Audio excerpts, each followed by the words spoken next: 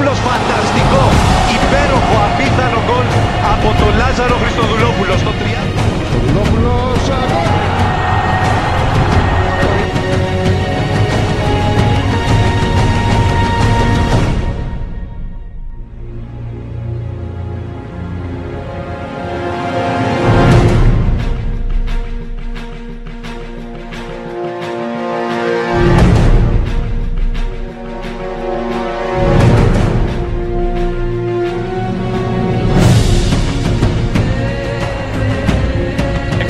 ο Χριστοδουλόπουλος παίρνει την μπάλα, βρίσκει χώρο, έτοιμος για να σουτάρει, θα το κάνει ο Τζιμπρίλ Σισέ, 2-0 για τον Παναθηναϊκό.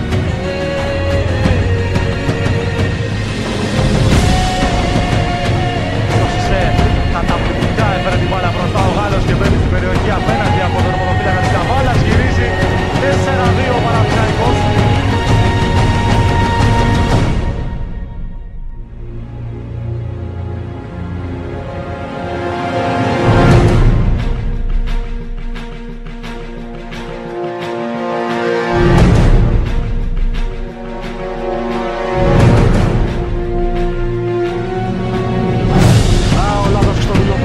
το σουτ το κάνει, φανταστική ενέργεια, 1-2 στο 29.